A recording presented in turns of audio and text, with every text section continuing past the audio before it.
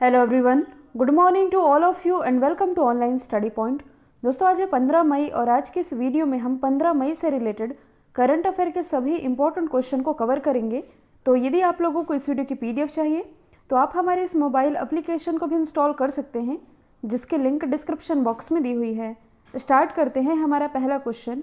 हाल ही में अफ्रीकी swine flu के कारण किस पूर्वोत्तर राज्यों में 1700 से अधिक सूरों की मौत हो गई है? तो 1700 से अधिक सूरों की मौत ये भी हाल ही में मिज़ोरम में दर्ज की गई है। इसका रीज़न क्या है? अफ्रीकी स्वाइन फ्लू। तो देखिए, 1700 से अधिक सूरों की मौत हुई है, तो ऐसा नहीं है कि ये बीमारी अब यहाँ ख़त्म हो गई है, अभी भी मौत होते जा रही है। मतलब कि इसका अभी कोई सल्यूशन नहीं निकल पाया है और अभी तक 1700 से अधिक सूरों की ये जान ले चुका है, जिसका नाम है अफ्रीकी स्वाइन फ्लू। कहाँ फैला है? मिज़ोरम में। तो मिज़ोरम की लोकेशन कुछ यहाँ पास स्थित है, इसके बारे में हम बाद में डिस्कस करेंगे।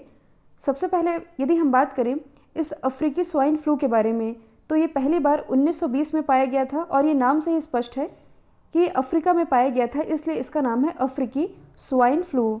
और जैसा कि नाम से ही स्पष्ट है, अफ्रीकी स्वाइन फ्लू मतलब कि ये पहली बार अफ्रीका में पाया गया था 1920 में। ये अत्यधिक संक्रामक है और सीमा पारी है, मतलब कि बॉर्डर पार भी ये काफ़ी सारे कंट्रीज़ को अपनी चपेट में ले चुका है। 2016 और 19 के बीच ये यूरोप, एशिया और अफ्रीका में इससे 10,000 मतलब कि 10,000 से अधिक इससे प्रभावित थे और अभी मिज़ोरम इसकी चपेट में है। तो मिज़ोरम में 11 ज़िले हैं, तो लगभग हर ज़िले में ऐसा केस देखने को मिल रहा है। और मिज़ोरम के जो आसपास के राज्य हैं जैसे कि असम, मणिपुर, त्रिपुरा, इसके साथ अंतर्राज्य सीमाओं को साझा करता है ये मिज़ोरम, तो उन्हें भी ये खतरा है। और इसके अलावा अन्य देश हैं जैसे कि बांग्लादेश, म्यांमार, ये भी यदि आप देखेंगे मैप में तो इसकी सीमा से लगे हुए हैं। इधर बांग्लादेश, इधर है म्यांमार, तो इन कंट्रीज़ को भी इससे खतरा हो सकता है। और इसी अफ्रीकी स्वाइन फ्लू के कारण जो फिलीपींस गवर्नमेंट है, इसने 1 वर्ष के लिए इसे आपदा की स्थिति में रखा है।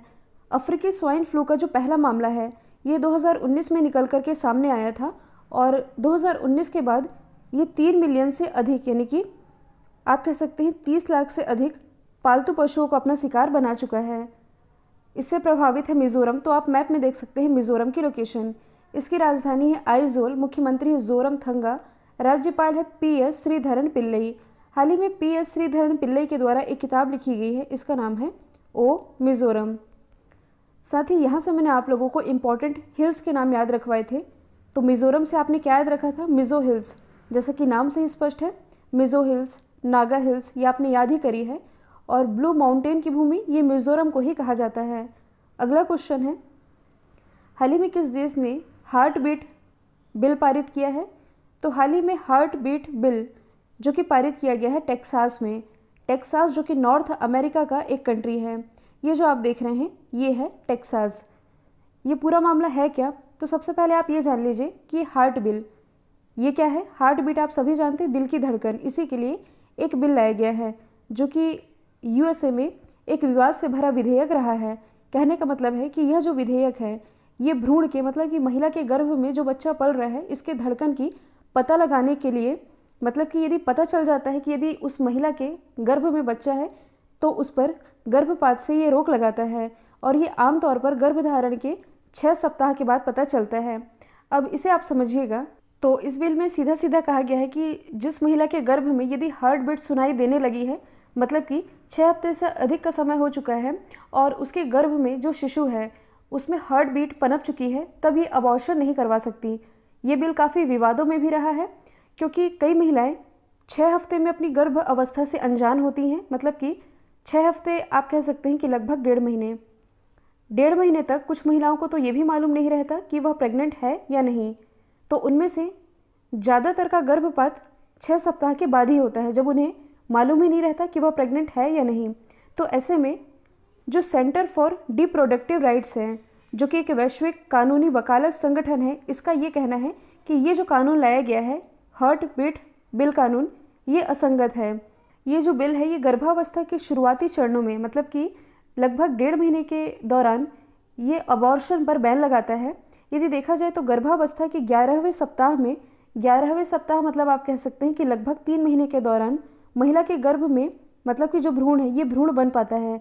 हालांकि उस भ्रूण के दिल की जो धड़कन है ये शुरुआती चरणों में शुरुआती चरण कहने का मतलब है कि ये स्टार्टिंग के जो 6 हफ्ते होते हैं इनमें सुनी जा सकती है। इस बिल में ये कहा गया है कि स्टार्टिंग के जो 6 हफ्ते होते हैं, जब जो गर्भ है इसके दिल की धड़कन सुनाई देने लग जाती है, तो इसके बाद आप अबॉर्शन नहीं करवा सकते। जबकि अन्य लोगों का ये कहना है कि कई महिला को स्टार्टिंग के 6 हफ्ते ये भी नहीं पता चल पाता कि वह प्रेग्नेंट है या नहीं, तो ऐसे में क्या किया जाए।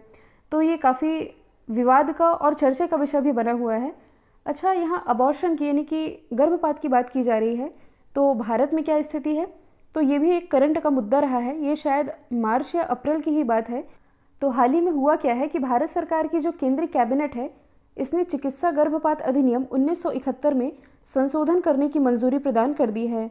1971 का चिकित्सा गर्भपात अधिनियम ये कहता है कि यदि भारत में महिला का जो गर्भ है ये 20 हफ्ते का, 20 हफ्ते मतलब आप कह सकते हैं 5 महीने का, यदि 5 महीने तक का है तब वह महिला अबॉर्शन करवा सकती है।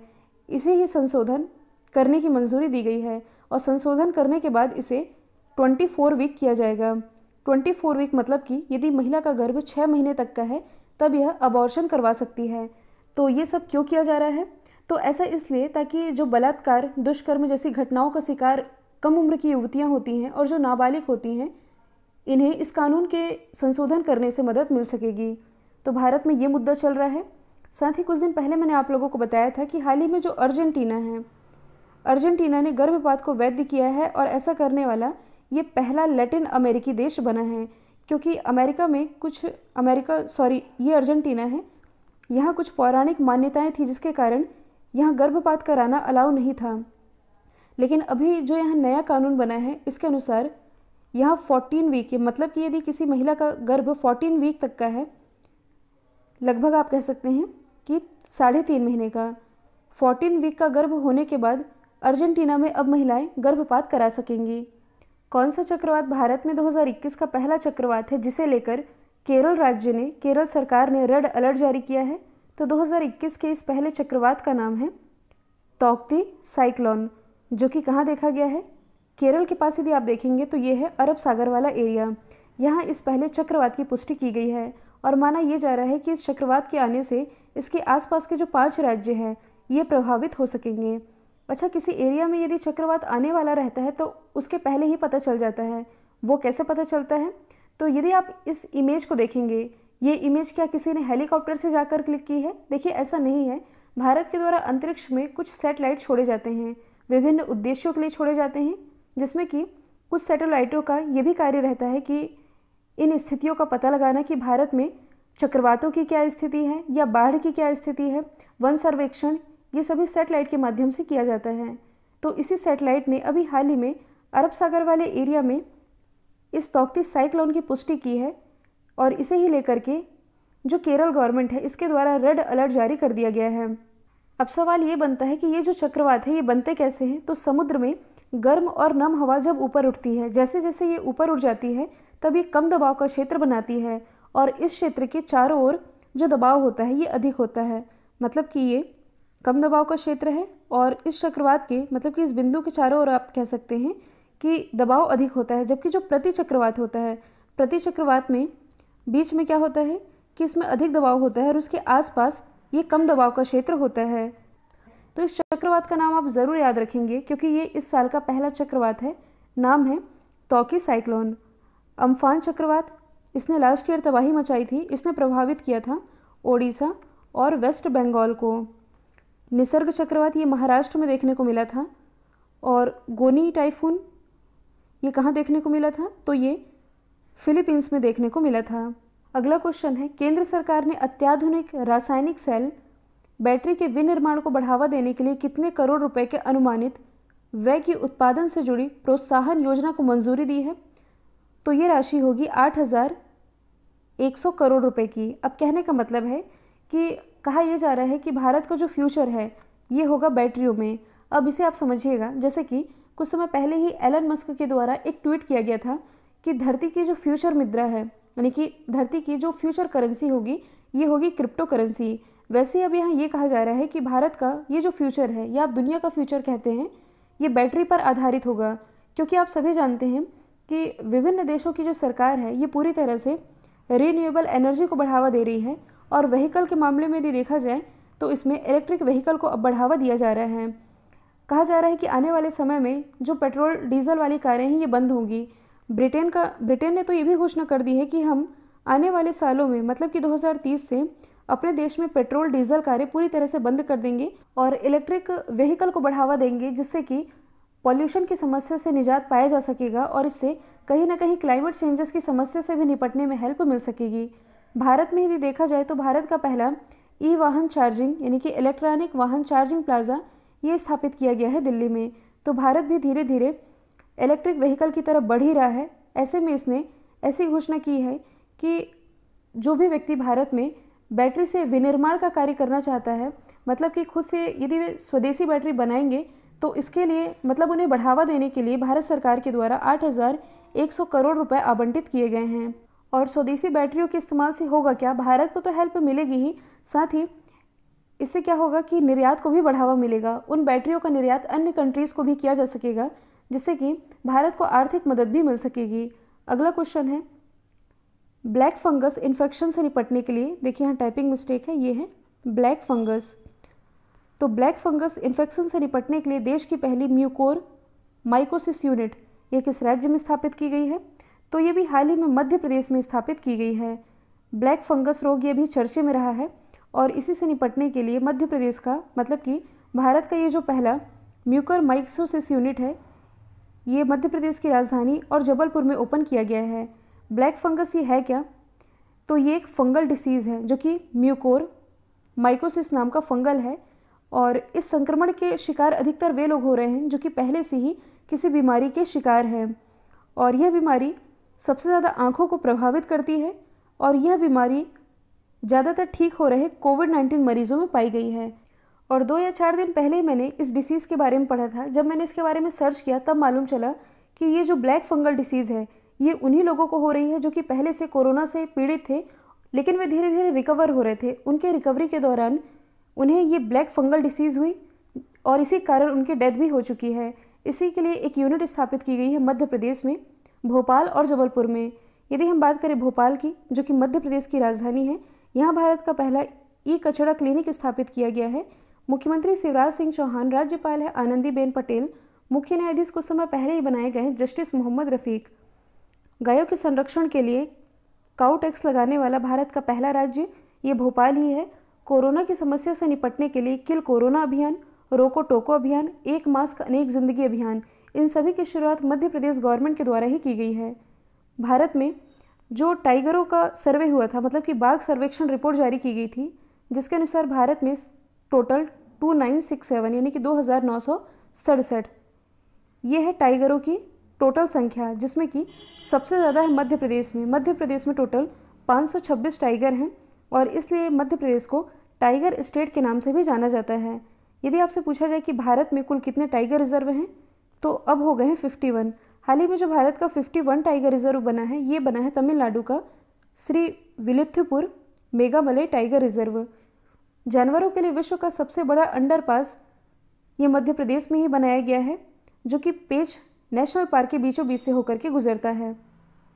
अगला क्वेश्चन है, हाल ही में किस देश के जनसंख्या विशेषज्ञों का ये कहना है कि भारत जल्द ही दुनिया का सर्वाधिक आबादी वाला देश बन सकता है? तो हाल ही में जो चाइना के विशेषज्ञ हैं, अब पता नहीं वो कौन से विशेषज्ञ हैं, इन्होंने ये कहा है कि जो भारत है ये हमें छोड़ते हुए, क्योंकि जो चाइना है ये दुनिया का सबसे ज़्यादा आबादी वाला देश है, तो भारत हमें भी पीछे छोड़ते हुए दुनिया में सबसे ज़्यादा आबादी वाला देश बन जाएगा।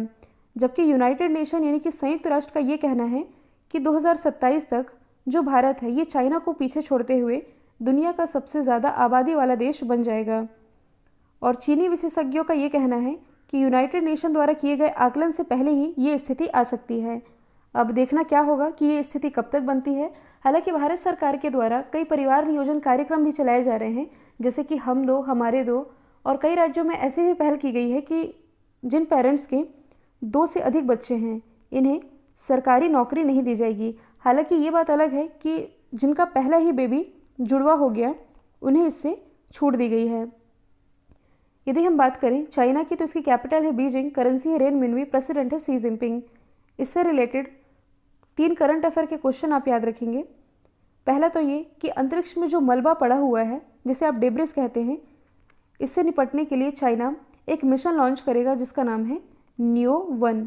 कल ही मैंने आप लोगों को बताया था कि दुनिया में सबसे ज़्यादा कार्बन उत्सर्जन वाला देश ये है चाइना, दूसरे स्थान पर है अमेरिका और अपने देश भारत का स्थान इसमें तीसरा बना हुआ है। और जो डिप्लोमेसी इंडेक्स रिलीज़ किया गया था इसमें चाइना रहा है टॉप पर, इंडिया की रैंकिंग है 12वीं। अगला क्वेश्चन है, हाल ही में कौन सा राज्य गांव के हर घर का नल कनेक्शन सुनिश्चित करके हर घर जल राज्य बन गया है? तो हाल ही में जो केंद्र शासित प्रदेश है इसने इस लक्ष्य को पूरा कर लिया है। आप लोगों ने केंद्र सरकार की जल जीवन मिशन योजना के बारे में तो सुना ही होगा। जल शक्ति मिशन, जल जीवन नहीं है, यह है जल शक्ति मिशन। इसका ये उद्देश्य है कि 2024 तक भारत के हर घर में पानी की सुविधा हो, मतलब कि जो पाइप से पानी आता है, जैसे कई लोग कुएं में पानी भरने जाते हैं, कई लोग दूसरे के नल में जाते हैं, तो इस योजना के अंतर्गत भारत में हर घर को नल का कनेक्शन प्रोवाइड कराना है। तो ऐसे में कुछ समय पहले ही जो गोवा है ये इस योजना के क्रियान्वयन में, मतलब कि हर घर योजना के क्रियान्वयन में ये टॉप पर रहा था।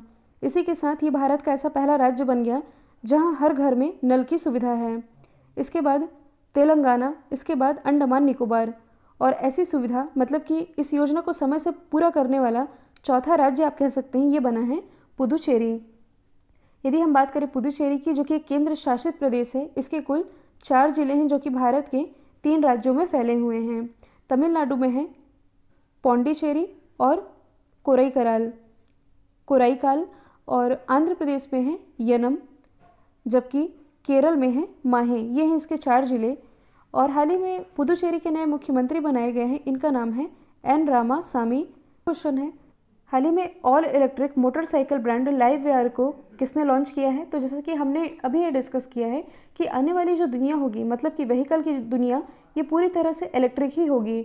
और जो विभिन्न देश हैं ये इलेक्ट्रिक व्हीकल पर इतना ध्यान इसलिए भी दे रहे हैं क्योंकि जिस हिसाब से क्लाइमेट चेंजेस की समस्या बढ़ रही है, जिसके कारण क्या हो रहा है कि ग्लेशियर पिघल रहे हैं, समुद्र जल का स्तर बढ़ रहा है, इन सभी समस्या से निपटने के लिए कई देश हैं जो कि अपने अपने स्तर पर प्रयास कर रहे हैं।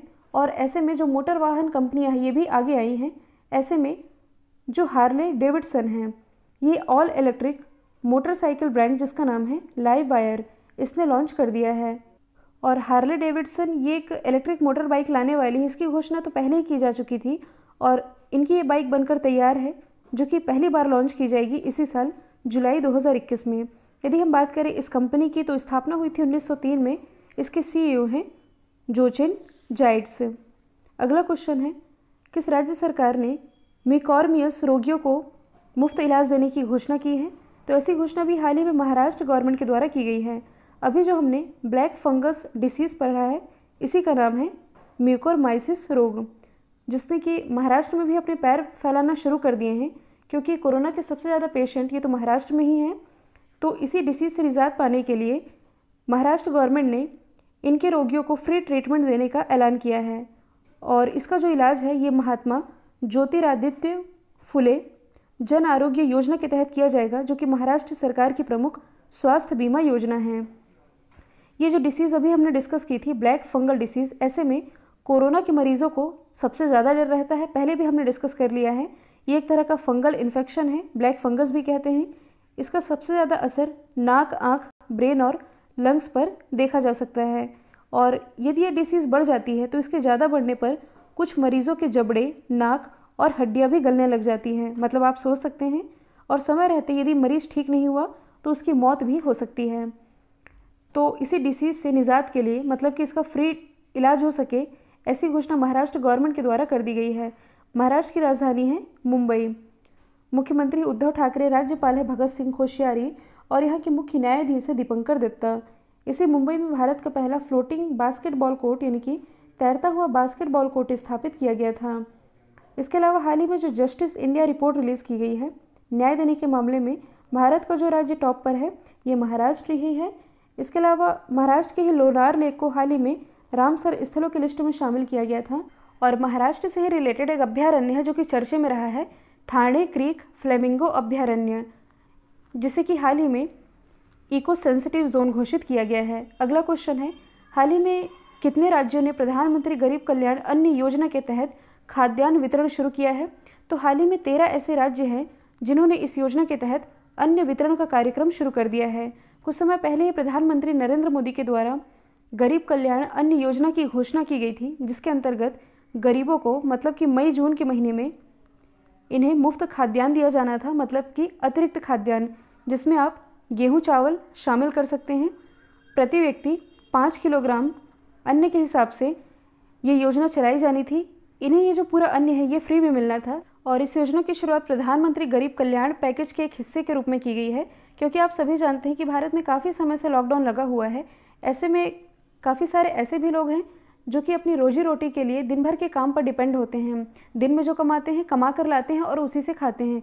तो ऐसे में जो संवेदनशील और गरीब वर्ग के लोग हैं, इन्हें सहायता करने के लिए प्रधानमंत्री गरीब कल्याण अन्न योजना की शुरुआत की गई है, जिसके अंतर्गत 5 किलोग्राम अन्न फ्री में मिलेगा प्रति व्यक्ति। और इस योजना का लाभ भारत में 80 करोड़ लोगों को मिल सकेगा। कल जो मैंने आप लोगों से सवाल पूछा था, इसका राइट आंसर नेपाल था। अब आप लोगों के लिए आज का सवाल है, आरबीआई ने नए कार्यकारी निदेशक के रूप में किसे नियुक्त किया है? तो इसका जो भी आंसर है कमेंट बॉक्स में बताइएगा। वीडियो यदि पसंद आया है तो लाइक कीजिए, शेयर कीजिए और चैनल को सब्सक्राइब करना बिल्कुल मत भूलिएगा। आज के लिए इतना ही। Thank you so much.